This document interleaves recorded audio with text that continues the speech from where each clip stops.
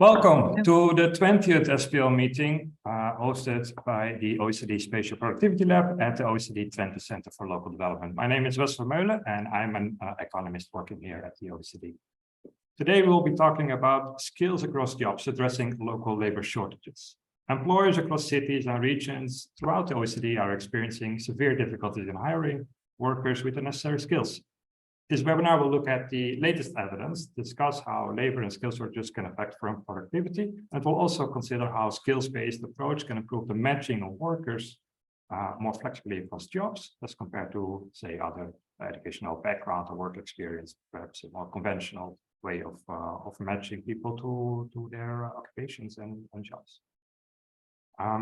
So our speakers today are Christine Lange-Boefer from the OECD, who will give us an OECD-wide perspective on the topic. We have Tony Fang, professor at Memorial University of Newfoundland, Canada, who will provide us a deep dive on the situation in Eastern Canada. Then we have Klaas de Vries and Marion Divine from the Conference Board, who will give us insights on the relationship between skill shortages and productivity. And then we'll end with Juan Amboa of Orchestra in Basque Country, Spain, who will present us with a new initiatives from the local government in his area to address the issue. And then towards the end, hopefully we'll have still some time for a Q&A where we can address some of your questions. So Christine. Christine is head of unit, labor and skills of local employment, skills and social innovation division of the Center for Entrepreneurship and SMEs, regions and cities of the OECD. Christine, what can you tell us about skill shortages, labor shortages across the OECD? Thank you so much, Wessel. Yeah, a lot. And in fact, I think I don't even want to spend too much on this slide. Right, move to the next one, please. Because I think what I can tell you is like what you see every single day when you open your newspapers, when you listen to the radio, or when you check online, get newsletters. I think everywhere, all the time, we get these news on labor shortages, employers struggling to fill their posts, job vacancies, restaurants having to close, employers not being ordered to take on anything new in their order books. I think this type of news we get from all countries and from all places within the OECD and beyond.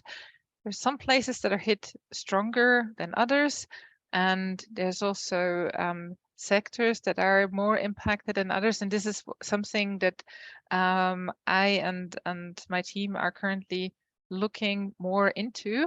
And yeah, as Wessel said, like for now, I just wanted to give a bit of an overview on the background, and I'm very curious to hear from the different presentations we have thereafter.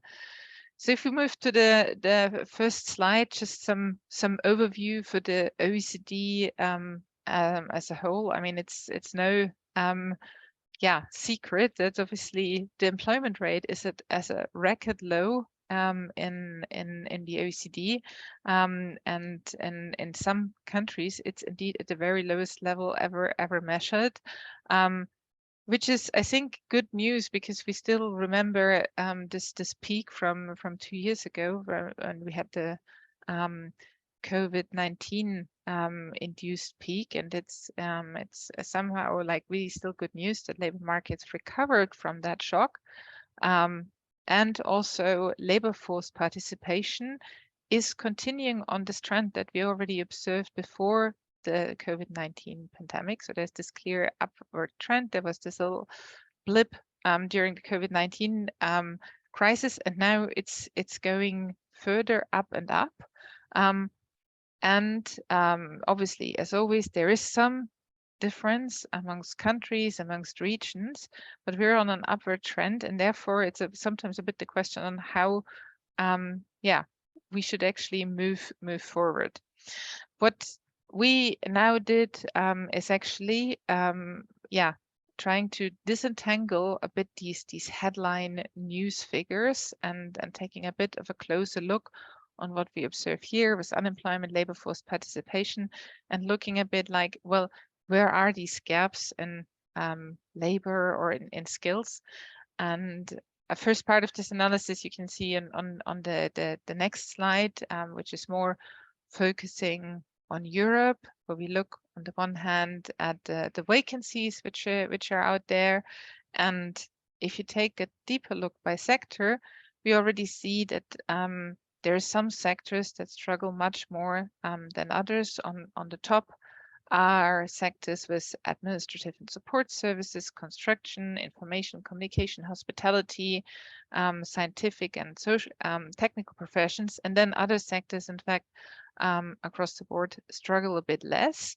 However, as this other chart shows you, there's also quite some differences within countries across different regions. There's some regions that have much higher amounts of vacant jobs than others.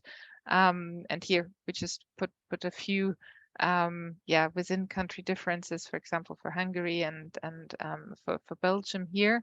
And obviously, if you were to look at that again, now not only by the whole economy, but by sector and within the country, you'd identify that also for some of these sectors highlighted, there are obviously within country differences depending on where there's, for example, big infrastructure projects going on.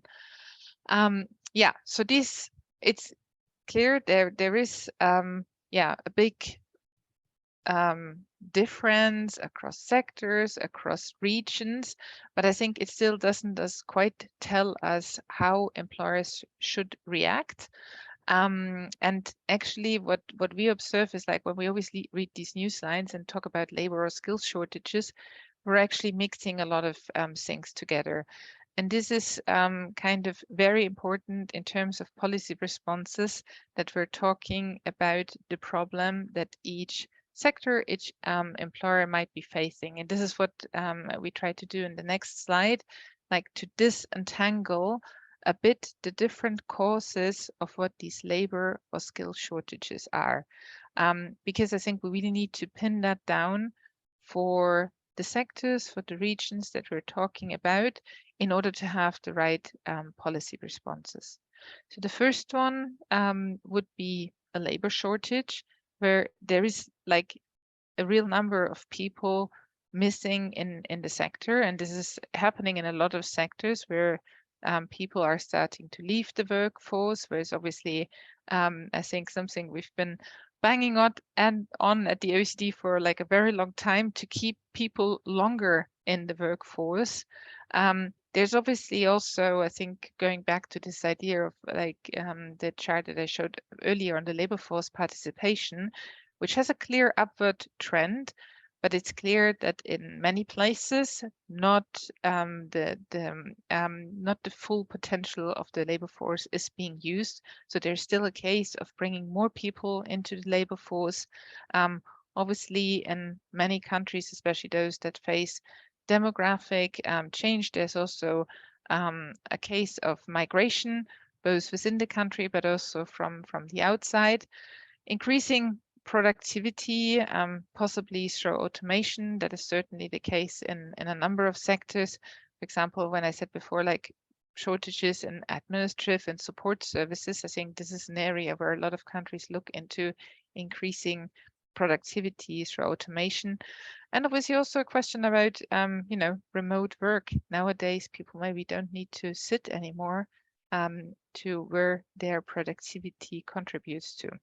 So this is kind of the type of responses that we think are needed in cases where a sector faces labor shortages. But I think a lot of the shortages that we hear about are actually about skill shortages, where employers struggle to find the right type of skills. And it's not as easy to just move people around. So there's a question of obviously addressing that through the training, possibly for like apprenticeships. Obviously, a long-term perspective is also needed in terms of career advice for young people, but also for workers in their prime age alike, to maybe support cross-sectoral transitions. And that often requires, in the first place, like improving the access to adult learning. There's also often a question, because we talked before about migration, like, a question of like which jobs do actually need formal certificates and qualifications, but then also which type of jobs can we kind of accept degrees that are foreign degrees and not necessarily national ones. And we do find a lot of evidence that also employers are not making use of the full potential that they could have by possibly reviewing together with employers on actually how they seek for staff and what type of staff they take on. So this would be this area of addressing skill shortages.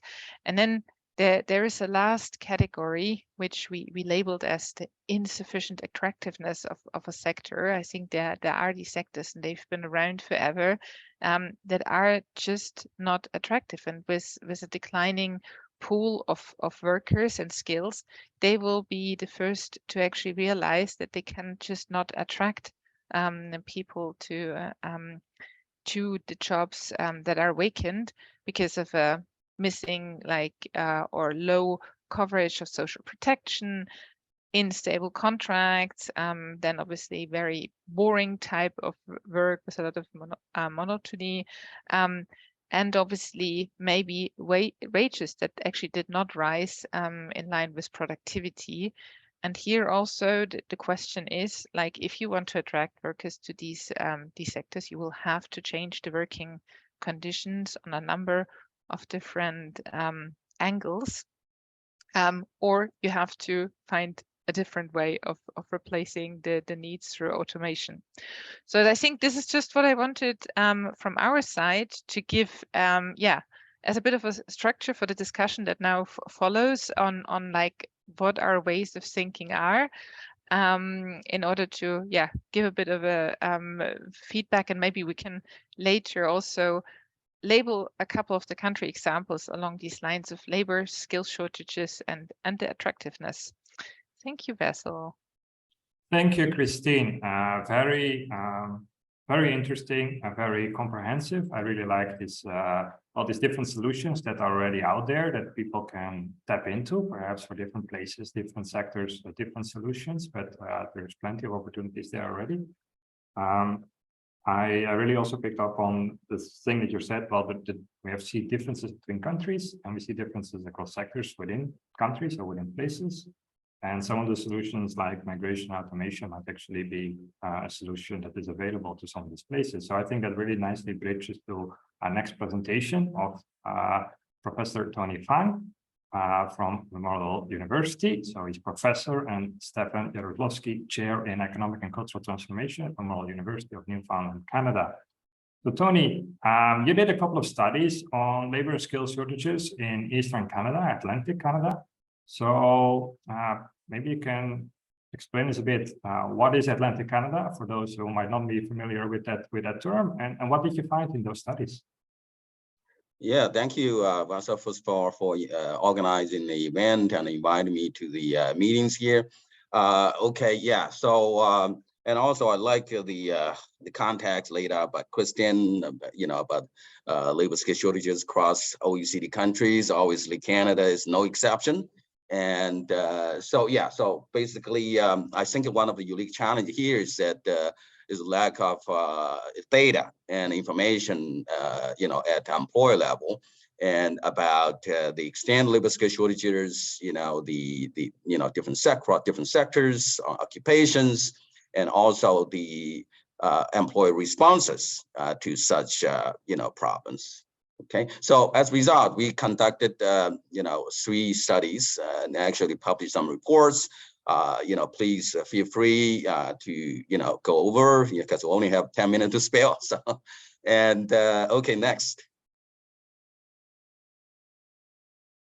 page. Okay, great. So in case I'm cutting short, just going to share with you some kind of takeaway points from the main findings here. So we noticed that the labor skill shortages already occurred even before the pandemic, but getting more serious after the outbreak of pandemic. And employers and government can respond it in a number of ways, including providing, of course, timely labor market information to enhance the high quality match between employers and employees, hiring immigrants. Of course, Canada's immigration country. and also changing workplace practices, not only in wage and benefits, but also flexible scheduling, remote work. We talked about that already. And also, adoption of advanced digital, technologies. Next, please. Okay, so this is just respond to question from Wasil. How Atlantic Canada is defined. Atlantic Canada basically is the most eastern region of North America, actually, not only Canada, but consisting of 4 provinces, namely Nova Scotia, New Brunswick, Newfoundland and Labrador, Prince Edward Island, and New Brunswick. Okay, those are relatively smaller problem in terms of population, but with vast amount of land, obviously. The region has facing a number of important challenges, including an aging population.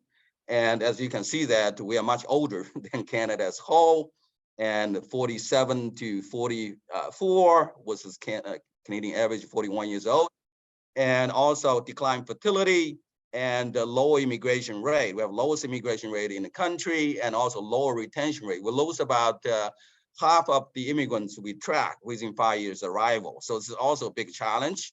And the government responded, both federal and provincial, by increasing the quota for Atlantic Canada, but also a new program called Atlantic Immigration Pilot, which emphasized the role of employer and employment opportunities, and also the role of employer in terms of attracting, integrating, and retaining immigrants in the Canadian workplaces.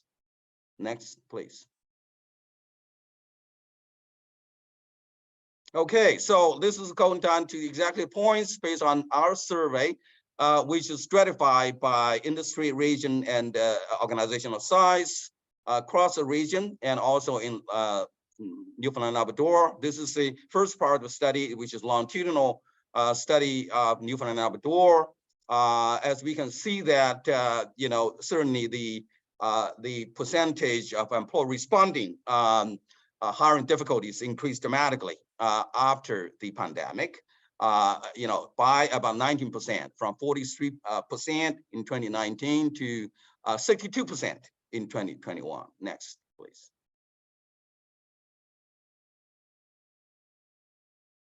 Okay, next. Yeah, so this is our main reasons for such problems in Newfoundland and Labrador, from 2019 to 2022, where we have the most recent data available. And first, it's just lack of warm bodies. Okay, it's the #1 reason. Too few applicants. 27% in 2019, and increased to 40%, and 51% in 2021. And followed by lack of necessary skills and experiences. Of course, there's an exception for 2021 because the COVID effects, and the government, both federal and provincial, have introduced a number of COVID benefit programs, which actually provide disincentive for some workers to participate in the labor force. So that's rank number 2 in 2021, but the picture is fairly consistent over the years. Next, please. And in terms of occupation, there's clear dichotomy here in terms of which occupation are more prevalent for facing labor skill shortages. #1, I think this is not foreign to other countries as well, lack of skilled trade people, right? And not only, particularly in Atlantic Canada, but also across Canada as well.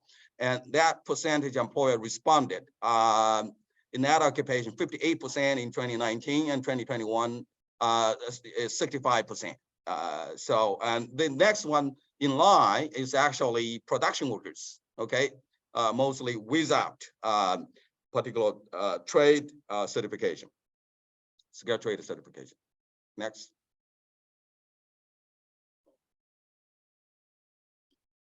Okay, so this is what I just talked about, immigration, of course, in line of those demographic challenges, right? Immigration provides one of the viable solutions to solve labor skill shortages in the region. Fortunately, as you can see, Atlantic Canada has lowest immigration rate compared with Canadian average, 23% versus 3% to 8%. And retention rate is also much lower. It's only about 50% within 5 years arrival. Just mention that.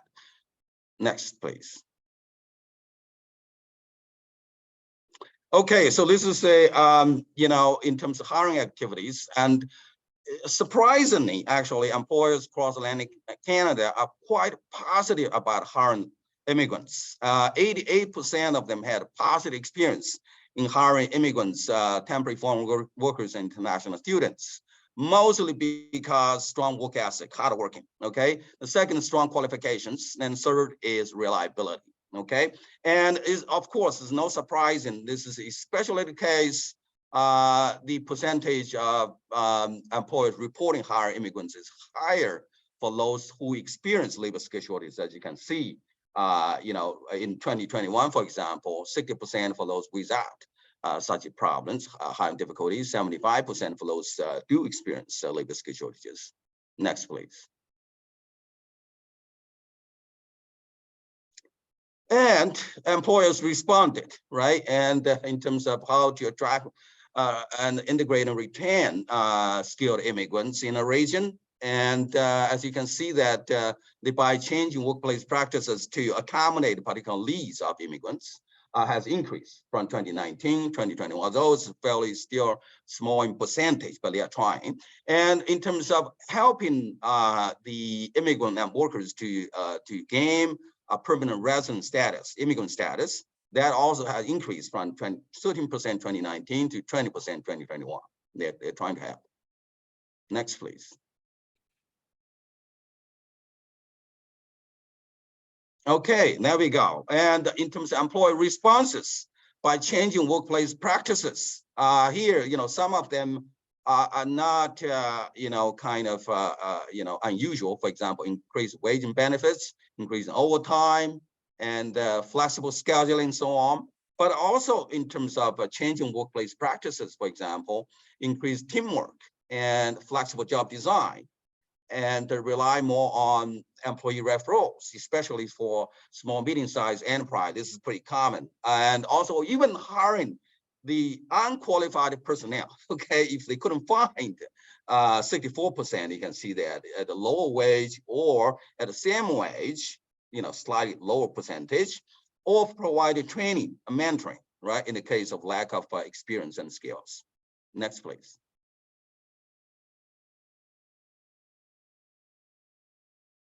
Okay, another one Christian touched upon a little bit earlier is the adoption of the automation and other advanced digital technologies, right? And well, even smaller, as you can know that, most of those employers in the region are small, medium sized. Only 13% responded they did use, automation and other advanced digital technologies. For those who actually adopted, right, they are aiming for long term. 80% of them say, we are doing this for permanent, as a permanent solution to resolve labor skill shortages. Okay, so this is the emerging trend, obviously. Next, please. Oh, that's it. So I come to an end. I hope I actually, comply with the time limit. So, Vasu, thank you very much again. Thank you, Tony. Yeah, you did perfectly well. Thank you very much. I know you have so much more to share about the studies that you have here, and also the material that you have, or the evidence that you found about the remote working practices in Canada. So perhaps you can come back to that in the Q&A as well, to see, how that can contribute to alleviate some of the skill shortages, and also across regions, and perhaps some of the other speakers have something to say about that as well. So for now, thank you very much. I think it's very interesting. I see the parallels with the other, what we see across the OECD, but there is also something very specific about Atlantic Canada. So it's always very important to, when we are dealing with this problem, to really take the local perspective into account, especially if you want to come to some policy initiatives and policy proposals, because we cannot just take an OECD-wide, one-size-fits-all approach here. Thank you very much. I would like now to move to Klaas de Vries and Marion Divine of the Conference Board. Klaas de Vries is a senior economist and Marion is a principal researcher in Human Capital Europe, the Conference Board. And I invited them specifically to make a link to productivity and skill shortages. So Klaas, Marion, please, what is this link? And is it a positive or is it a negative, or which way are we thinking here? Sure. All right. Hello, everybody. Thanks, Wessel, for the invitation. Yes, as Wessel said, my name is Klaas de Vries. I'm an economist with the Conference Board, and I'm joined by Marion Divine, who is a human capital researcher. And for those of you who don't know the Conference Board, we are a global business membership organization with a, like I said, with a global footprint. We're headquartered in New York, but we have several offices around the world. What I'll try to do today is we don't really, I'll say that upfront, we don't have any, any particular new research that we want to share with you. Rather, what we offer you is a bit of our thinking around this topic, based on some of the trends that we see evolving, and also based on some of the conversations and also surveys that we have with our member companies, which are really the global multinationals. So the overview of the presentation is that I'll start. I'll give a couple of broad overview strokes, broad strokes view of some of the topics. I won't do it too long because it has been covered a bit by the others already. And then I'll hand it over to Marion to talk a bit more about how we see firms are responding to this skills environment. What strategies are they taking to cope with the current shortages? So with that out of the way, if we go to the next slide again, just to very briefly set the stage. We already heard this, but it's well known fact by now. The labor shortages is one of the key issues, I think, globally, both from the demand side. On the left hand side, you see the job vacancy rates, job opening rates in the US and Euro area are at very elevated levels. They were already very elevated before the pandemic. I mean, this chart just shows you the recent period. But before the pandemic, they were already very elevated, and at the moment they're even more elevated. So from the demand side, there seems to be a very high appetite for firms for hiring workers. And also on the right hand side, on the supply side, again, Christine also mentioned this, but also across the world, we see unemployment rates at very low levels, either at record low or at the very sort of historically low range. So again, this points to both from the demand side, there's a high demand for workers, and from the supply side, there seems to be limited available supply of workers, in the sense that most of the workers that are usually that could be tapped into have already been tapped into. So overall challenging environment. And if we go to the next slide, every year we do a big survey across I think over 1,000 CEOs, C-suite executives globally. We give them a huge list of questionnaire or huge list of questions, and one of the questions is about the internal focus. And when we last ran this survey, this is towards the end of last year. Obviously things have changed a little bit since then, but I think overall on the labor shortage situation, not much has changed. And what we see is that for many firms, the attract and retain talent is actually going to be the biggest internal focus for companies in this year. And we see this as relatively broad across regions. Obviously, the biggest in Europe and the US, but also in Japan, but also even in other regions like China or Latin America. It's pretty high up on the list. So overall, again, this is clear that this is a big focus for C-suite executives globally. And then if we go to the next slide, the other crucial, and that's where we try to go here in this presentation, is make the link with productivity. because overall what we've seen going into the pandemic has been a slowing trend in terms of productivity growth. The OECD actually has done a lot of work on this, and this is a known fact, I think, in certain circles. But if you look at the most recent data, and that's the chart on the right-hand side, actually the productivity environment seems to have become even worse. Whereas, as I said, before the pandemic, we were on a slowing trend. And if you look at the most recent data, it not only has slowed, but it has actually stagnated. And in some countries like France, it has actually reversed quite substantially.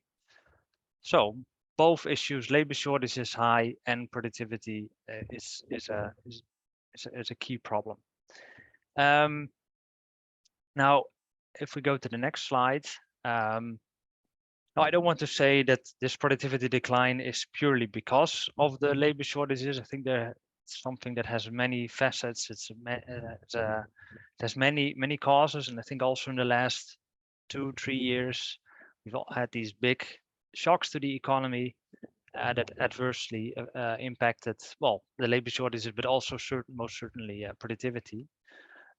But that having been said, I think it's clear that the labor shortages have aggravated the problem.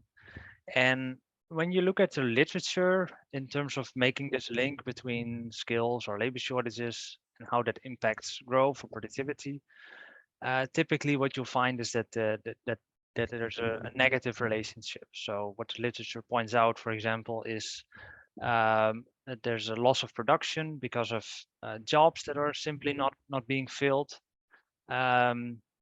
As we saw from Tony's presentation, some of the solutions are also not very positive for growth. So, for example, they try to lower the recruitment standards, and that leads to less optimal skills for the position that they initially wanted to do.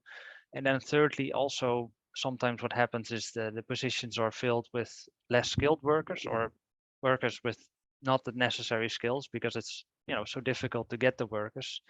They're happy to get any worker. That's obviously not very positive for productivity, for production overall. And then also what I found interesting was that what can also happen is that workers, because it's really workers have the upper hand at the moment given the whole labor shortage situation. That also can lead to negotiation of inefficient working conditions, where they are able to negotiate less suboptimal working arrangements. Overall, what you hear in the media a lot is, I think, about labor shortages being in the end a positive for productivity because it forces firms to invest more. And I think also from Tony's presentation, we saw that was one of the solutions, although I think it was a very low percentage that he shared. And overall, what you see in the literature is that actually skill shortages may actually inhibit investment and adoption of new technologies. And one of the reasons, for example, could be that because firms, they need to spend more money on other resources, on training or on recruitment or wages. Some of it perhaps arguably could raise productivity in the longer run, obviously, things like training. But also there's, I think, a lot of money lost in terms of recruitment, in terms of, high turnover of people. So overall, again, pretty negative impact. So this is from the theory. If you look at the empirical evidence, there've been a number of studies, both on the firm level and on the aggregate economy level, that have tried to establish this link empirically. And overall, I think the theory seems pretty strong. The empirical evidence is a bit less strong. I think it has produced mixed results. Some studies find a positive impact, some studies find negative impact. But I think we should be a bit careful with these empirical studies because it's difficult to find the right measures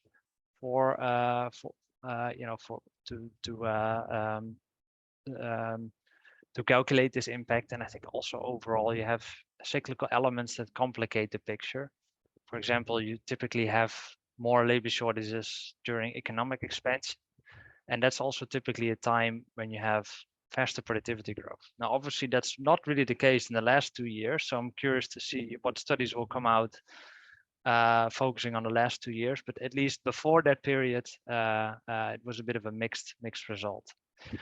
Now, let me end it from my side here and hand it over to Marion to discuss a bit more how we see organizations are dealing with this labor shortages, skill shortages environment, and what kind of strategies they're using to cope with this. Marion, over to you.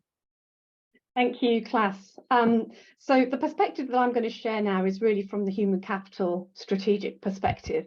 As Klaas said, we have, I think it's over 1,300 member organisations across the world, 500 in Europe. And so we've had the great opportunity to have some really detailed discussions with our members over actually probably the last 2 years around skill shortages. I'm going to focus on the skill shortages, what they can do about it. And really, we've done some research as well into what does it mean to become a skills-based or a skills-led organisation. And I think just before I say anything, I think we can definitely say that our members are really feeling the pain of skill shortages. And it's very clear that there is no simple, quick fix out there. Companies, if they really want to tackle this in terms of what they can do, they have to take a much more strategic approach to skills building. This is requiring of them a very big shift of mindset. It needs a lot of buy-in from leaders and employees, not to forget them. And I think also considerable investment in tech-enabled tools and new talent processes that are built around identifying and building skills. So it's a big shift. And just let me give you one example, perhaps to give a little bit of colour to our conversation today. One of our members, a global software business, how it's playing out for them. So the global head of talent shared with me how the business is needed to recruit about 100 data scientists. And after extensive efforts, even though they were a tech firm, they only got 8. And they were pretty horrified. And it was a case of a lot of soul searching of why has this happened? Well, they did discover that Amazon was opening up a warehouse right on their doorstep and that all the available talent had gone to them. But they also realized that when they thought about who was looking for these workers, they realized it's their direct competitors, but it's also lots of other companies. A lot of companies are looking for the same people. So they realized they really had to change their approach. So they redefined precisely the skills they needed. Then they looked to recruit workers who had similar or transferable skills that could be retrained relatively quickly and easily. So I think, you can see that it's painful, and if companies really want to respond, they have to make considerable change and a really new way of thinking about skills. So I think on the next slide, I think I just want to emphasize that, it's not just the separate skills, it's also skills are recombining in new configurations. So it's not just sort of a case of wheeling out more courses for data science or data engineering. It's the fact that work in general is changing, the nature of work is changing, and companies need new kind of combinations of skills. And I think that if you look at this slide, which is the latest research from the World Economic Forum, asking companies, over 800 companies, what are the skills that workers need now, you'll see that it's this far from straightforward list of analytical skills. So analytical cognitive skills are right up there. Analytical skills and creative thinking are the most important skills. 3 is resilience and flexibility. Can you teach that? Number 5 is curiosity. How do you get your employees to have more curiosity? 6 is technical literacy, but interestingly, down at that, this is just part of the list. 15 is AI and big data. Now this is May, so I think we're really seeing a shift in terms of the cognitive kind of advanced skills that companies need, and that they are recombining it in all sorts of ways. On the next slide. So how are our companies responding? And I think that, and I have to say, it's our leading edge companies. It's not all companies, and I think they really need to be doing more. But the leading edge companies that we are speaking to have shared with us 4 key strategies to increase the supply of talented or skilled workers. And the first is all around matching the supply and demand for skills. Companies are really hungry for rich, actionable, granular skills, data on skills. They need to know how skills are reconfiguring. They need to know how they're recombining into new types of jobs. This is a really difficult area for them. They also need to understand to a much better degree the skills within their own workforce. They need to be able to understand how to match demand with supply. And it's all about really building their capability in what I'm calling skills intelligence. So companies are starting to really absolutely revamp their strategic workforce planning teams. And they're really sort of building capability in skills intelligence. And they're also investing in some a portfolio of technologies really that, for example, allow them to mine large volumes of data from real-time skills data. So it could be job descriptions. So that there are some labor market analytical tools, internet AI-based skills platforms, and so they're investing in these. Internally, these platforms combine often learning and also what's called talent marketplace platforms, which are alerting workers to internal job opportunities. And one, I think, fairly well-known example and a member of the conference board is Schneider Electric. So, for example, they have an internal mobility program. It's an AI platform where employees create a skills talent profile that really sort of audits their skills, their experiences, their qualifications, and importantly, their interests. And then they can access job postings, mentoring opportunities, training opportunities, temporary projects. And so they've rolled this platform out to their 144,000 employees. But that's only the start of their journey, as they've said to me, because a lot of it is around cultural change. So on the second point is elevating skills building to a business-wide strategic priority. Again, leading edge companies are recognizing that their skills building initiatives are really quite fragmented. Perhaps they're a bit ad hoc, perhaps they're very sort of tactical, very short term, and they're really sort of scattered across the enterprise. And they could include reskilling efforts. Maybe they've got some workers that they're trying to transfer away from declining jobs to expanding roles. Perhaps they are upskilling employees with some of the new skills they need in their current roles, or perhaps they're cross-skilling, which is about increasing their repertoire of skills so that they can move more flexibly across the business, and there is more sort of internal talent mobility. And so companies the companies that have sort of recognized this are really sort of saying, what does it mean to be skills-led? They're creating cross-functional, very high-level senior sort of skills governance bodies to really sort of bring it together, to free up the investment, and to also make sure that they are prioritizing the right skill sets, those that are very related to their own company capabilities. They're enhancing internal talent mobility, and this is through these skills-based talent processes, learning, career planning, and they're very much working on this cultural mindset. They're trying to get the buy-in of leaders and employees. So one example is a company that has 79,000 employees.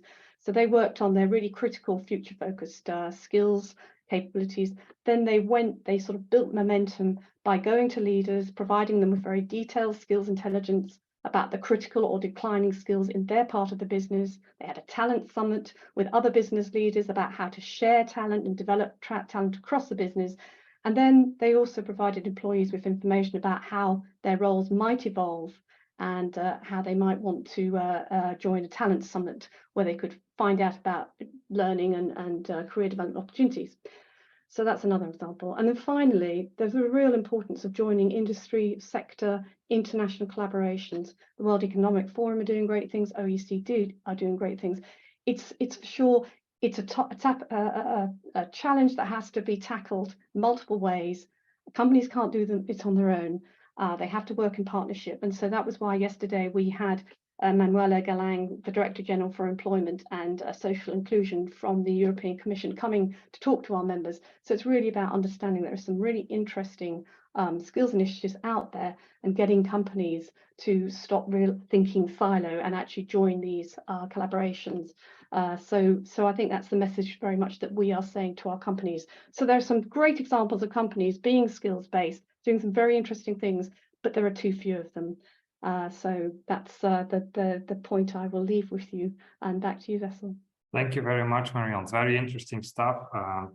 I really liked what Klaas was showing, that you have the demand for or retain or get talent in the organization, but I also saw the follow-up one is further digitalization, further advanced adoption of advanced technologies, which on the one hand, might be a labor-saving effort there, but it will also increase demand for more advanced skills for the people that can actually manage such systems. So it, of course, it goes always in separate ways. And what I would like to pick up from Marion, of course, you said lots of different initiatives taken by your members and by firms, I suppose, more generally. So it's nice to see. It's very interesting what happened in the private sector. And I would like to add here, so joint industry sector, national and global collaborations, perhaps also regional ones. I think lots of firms are, of course, very much dependent on what happens in their more local area and exactly where the plant or their production facility or whatever they're doing, or their office is based. And what can be done in collaboration at the local regional level. So that's a nice bridge that we can have for the next speaker. So we have Juan Gamboa from Orchestra, a research center in Basque Country, Spain. And he's going to tell us something about a new initiative in the region of Vizcaya on specifically on how the region can try to alleviate or help out with some of these skills and labor shortages in the region. Juan, up to you. Thank you very much for the invitation and for the introduction as well. And I also want to thank my colleagues, Sofia Zukova and Edurne Magro, who belong the research team supporting this project. Well, what I'm going to present today is an example of a regional strategy to deal with STEM skills shortages in Biscay, province of the Basque Country in the northern Spain. First of all, regarding the conceptualization of skills, I would like to say that we use this concept in a broad sense. That means that we include competencies, more discrete skills, as well as people with STEM qualifications for performing jobs and occupations in the STEM field: science, technology, engineering, and mathematics. Next, please. In terms of the origins of admission of the project I'm going to share with you today, I would like to start by saying that this is an initiative of the Provincial Council of Biscay, who asked Orchestra, the Basque Institute of Competitiveness, to cooperate with them in the creation of a research/action project for reducing this STEM skills gap by creating a regional skills ecosystem, which could be possibly extended to the rest of the Basque Country. The ecosystem approach has shown to be useful in these cases, and in our particular case, the ecosystem is based on a joint commitment between key stakeholders involved in the generation, attraction, and development of talent by assuming individual, collective, and coordinated commitments. The focus on STEM skills is due to their importance for supporting the technological, digital, the ecological, environmental, and social demographic transitions, which are key for regional competitiveness and well-being as well. Next, please. In terms of the process, I should say that, well, we started a year ago, and up to now we have developed 3 different phases in building this ecosystem. First, we started by developing a diagnostic of the challenges regarding skills shortages in our territory, with a special focus on STEM skills. At the same time, the key stakeholders to be involved were identified and invited to join the ecosystem, which will be presented later on. And after a very positive response, we validated our diagnostic with them through qualitative research. In the second phase, we constructed a common mission and a decalogue of 10 statements of joint commitments to tackle the mission, as well as a collaborative governance model. And thirdly, during this year, and under this governance model, we established working groups of stakeholders who join common commitments. And right now we are in an ongoing projects design process to tackle concrete challenges, which will be also shared later on. Next, please. Well, the current map of stakeholders who joined the ecosystem looks like this. For framing the map, we follow the OECD publication by Freud et al. Titled Skills for Competitiveness in 2012, I guess. And as you can see, the ecosystem comprises both talent, supply, and demand stakeholders. From the supply side, the 3 regional universities are committed to the project, as well as the whole set of associations of vocational education and training providers. From the demand side, we are working with businesses, especially large, but also with businesses associations, including SMEs associations and sectoral clusters. And all the stakeholders from the demand side are highly focused on STEM skills or STEM talent. And in the middle, we have some intermediate stakeholders, starting by the provincial council, the public administration who promotes the project, the government, the Basque government, and some of its agencies, some private foundations with a key role in skills and provision and analysis. And finally appears a research institute, Orchestra, who is in charge of the academic support for the whole project. Next, please. The governance model of the project looks like this. There are basically 3 levels of decision making. The first one is called Talent Action Group, that comprises the whole set of stakeholders, around 30 organizations and 100 people, more or less, involved, which are led by the provincial council, its talent agency, and orchestra, as I mentioned before. The second level comprises 4 working groups focused on key 4 aspects for dealing with these skills shortages, which are skills prospects and knowledge challenges and awareness raising challenges, supply and demand connection, and talent attraction and retention. And the third level of decision making comprises 15 different project groups, which can be seen in my next slides. Well, this is the most important for you to know, the specific projects which right now are in an ongoing design process, starting by the knowledge block projects on the left side. And if we move clockwise, we can see the rest of the blocks, where in the first block, the knowledge block, we can see projects around talent observatory construction and renovation, and analysis of the motivation of young STEM talent to apply, and the reasons for accepting or rejecting jobs, and a careful analysis of the gaps around the STEM skills under high demand and the situation of the provision of these skills by the educational system.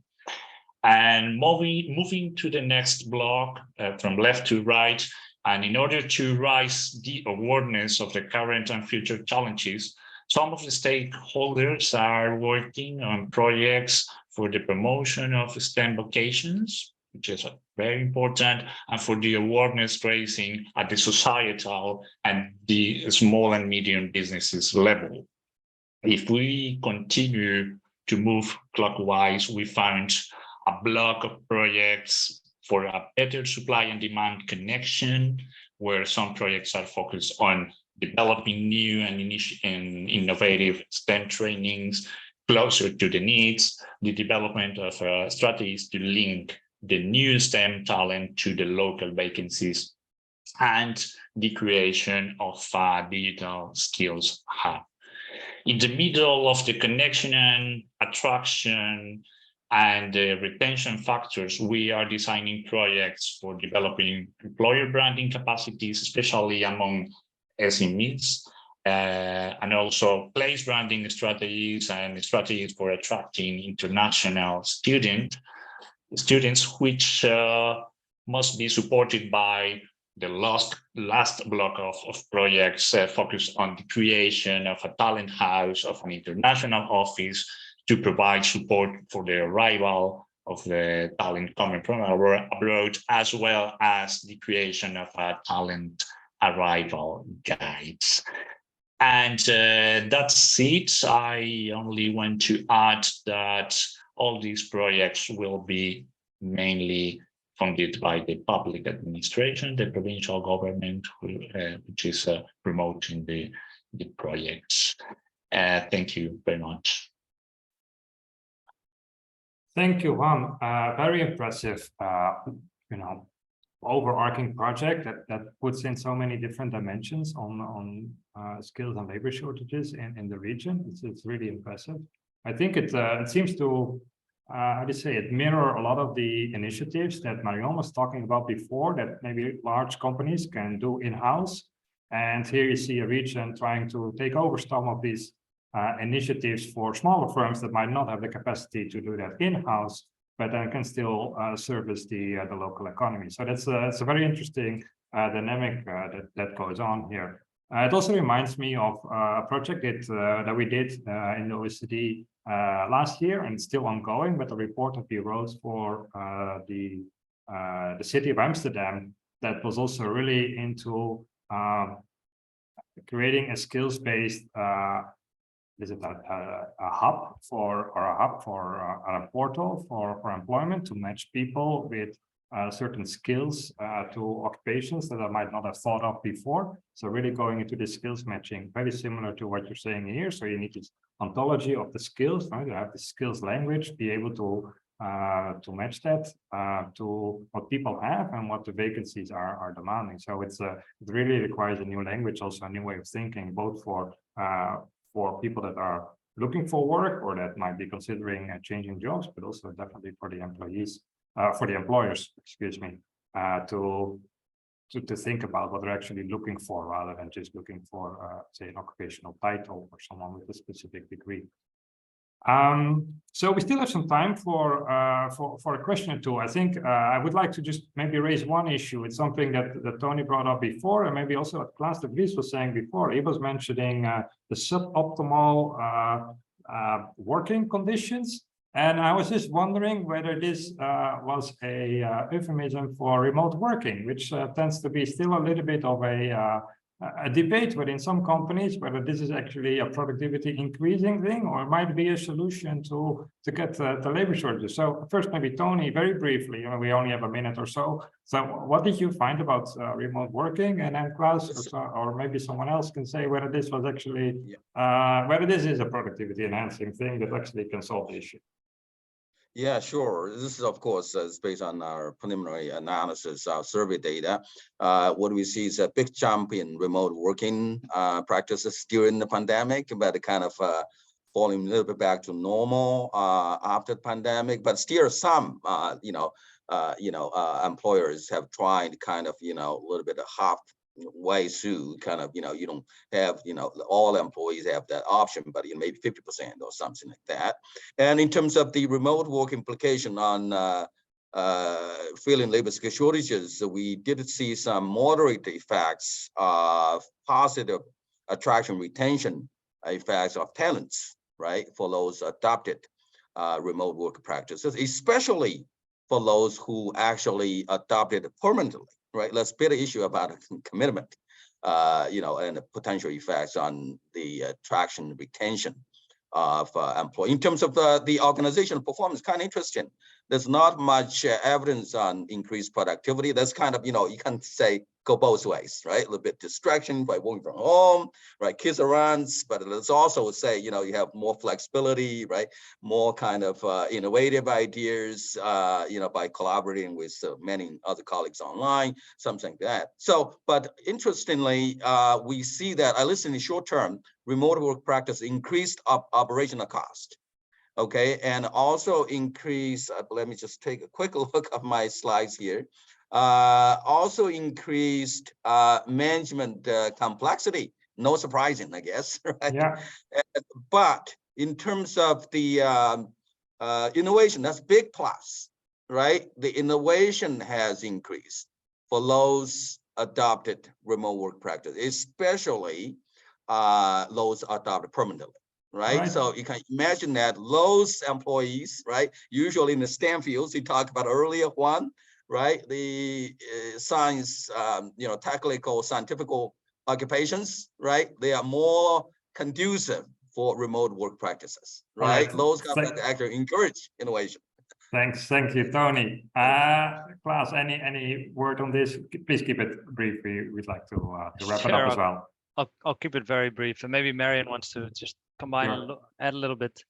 I think overall what we see is that, or at least my picture is that CEOs or employers are not so super happy about remote work overall. I think they see it as a productivity killer. Well, killer, but at least bad for productivity. Employees are overall very, very happy about, and also self-reported productivity, whatever measure they have in their mind is up for them in terms of, so I think there's kind of like a bell. When I look at the statistics overall, I don't see a big impact either way, to be honest. But I think it may be a little bit besides the point, because overall, I think remote work is not shouldn't be a solution. I think it's here to stay very clearly, right? I think there have been some studies showing that there's a premium that employers have to pay to get workers if they don't offer remote working as an option. So yeah, I don't think should be seen as a solution. I think it's really much, you have to make the best of it. That's the point, I think. Marion, I don't know if you want to Marion, do you want to add something before we close? Yeah, that's exactly the point I would make. It's here to stay. It has to be managed better. Employees probably have to understand innovation processes, how to use the office, how to use remote working for the best possible effect. So we need to look at it in a different way. Perfect. Thank you very much. Christine, I would like to give the floor to you to close the webinar today. Thank you so much, Wessel. And yeah, just to echo again, it's still I think to be managed, this remote work for sure. I like this idea of having these anywhere jobs, but it has to work for employers. But I actually wanted to close with three other points again on how to address these skill shortages. And I think for me they were three themes that came out in all of the presentations and what we heard today. The first one is to look inside the company. So this is the first step where employers really have to look how can they work with the talent they already have? How can they do rearrangements within the company of better using their talent, investing in the staff they have? And I think this is something that very often larger employers already seem to do. I think here there's a big gap for SMEs that we see, where SMEs do not kind of have this approach to managing their human resources in the same way. So I think this one is the first one to look inside. Then I think the second one would be to open your mind and look differently at the outside of your companies, the hiring strategies, hiring different types of workers with different skills, knowing that there is a need to invest in people in order to not have this slump in productivity that Klaas was telling us about. So there is a different way of looking at skills, matching skills, rethinking recruitment strategies. There's also topics around discrimination, which we didn't touch up on today, but I think that one is also really, really important to look on. And the final one, which was, I think, cross-cutting through all of our presentations, is this need for cooperation. Cooperation between companies, between their industry and sector networks, together with government, and then obviously from our side at the OECD, this need for international cooperation to make sure that cities, regions, countries exchange on the best policies to put in place. This is what, I wanted to say. I think also for those who had missed it in the chat, all the presentations of today's webinar will be made available on the web page. So please take a look at those again, and obviously do reach out to us at the OECD as well as our speakers. Thank you so much for listening in, and have a great evening, afternoon, and some of our speakers still a great morning. Thank you much. Thank you very much, everyone. Bye-bye. Goodbye.